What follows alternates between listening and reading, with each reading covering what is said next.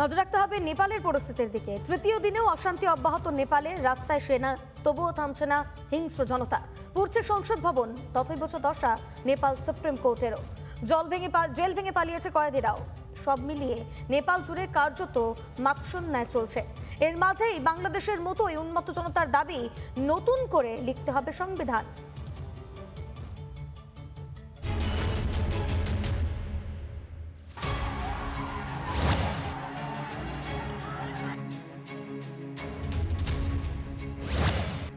তৃতীয় দিনেও জ্বলছে নেপাল। অশান্তিতে রাশ টানতে পথে নেমেছে সেনা। यहाँ के जो सेना के जवान हैं वो लगातार मार्च कर रहे हैं। कर्फ्यू को बढ़ा दिया गया है, सुबह 8 बजे तक था लेकिन उसे फिर और आगे बढ़ा दिया गया है। यानी दोनों तरफ आप दुकानें दिखाइए, दोनों तरफ दुकानें बंद हैं, लोग छतों पर हैं, अपने घरों में हैं। और उसके बाद जो सेना के जवान हैं वो लगातार मार्च कर रहे हैं। পথে সেনা, তবুও গোলমাল অব্যাহত। গণতন্ত্রের প্রতীক সংসদ ভবন থেকে সুপ্রিম কোর্ট পুড়েছে অশান্তির আগুনে। পরিস্থিতির সুযোগ নিয়ে নেপালের একাধিক জেল ভেঙে পালায় শতাধিক কয়েদি। পরিস্থিতি সামলাতে গুলি চালায় পুলিশ, তাতে 5 জনের মৃত্যু হয় বলেই খবর। জলেশ্বরে জেল থেকে চম্পট 576 জনের। কপিলবাস্তু জেল থেকে পালায় 400 জন। বাঁকে জেল থেকে পলাতক 149 জন। তুলসীপুর জেল থেকেও পালিয়েছে 97 জন। ঝুমকা জেল ভেঙেও পালায় দাগি আসামিরা। 26টি সোশ্যাল মিডিয়ার উপর নিষেধাজ্ঞা তুলে নেওয়া হয়েছে।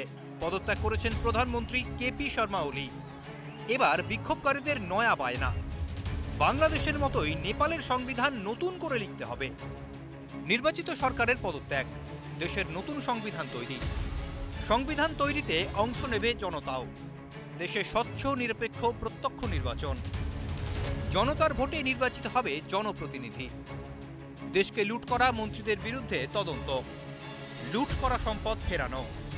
5 প্রতিষ্ঠানের খোল নলচে বদল। শিক্ষা, স্বাস্থ্য, বিচার, নিরাপত্তা ও যোগাযোগ। বাংলাদেশেও কিন্তু সংরক্ষণ বিরোধী আন্দোলন হয়েছিল। সংরক্ষণ উঠে যাওয়ার পরে এবং সংরক্ষণ উঠিয়ে দেওয়ার যিনি দিয়েছিলেন সুপ্রিম কোর্ট বাংলাদেশের প্রধান বিচারপতি, তার বাড়িতে সবার আগে আগুন লেগেছিল। তো নেপালেও যে এগুলো কোনো মূল কারণ নয়, এটা ডিপ স্টেট যেরকম ভাবে চক্রান্ত করেছে, এটা একটা অগ্নিসংযোগ বলতে পারো। নেপালের কমিউনিস্ট সরকারের উৎপাতে তিতি বিরক্ত সে দেশের মানুষ। চাকরি নেই, উপরন্তু আপাতমস্তক দুর্নীতিগ্রস্ত মন্ত্রী শান্ত্রীরা। সরকারের প্রতি যুব সমাজের এই ক্ষোভকেই কাজে লাগিয়েছে ডিপ স্টেট। নতুন ভোরের স্বপ্ন দেখিয়ে নেপালেও হাতের পুতুল সরকার বসাতে চাইছে তারা, একেবারে বাংলাদেশের কায়দায়। রিপাবলিক বাংলা।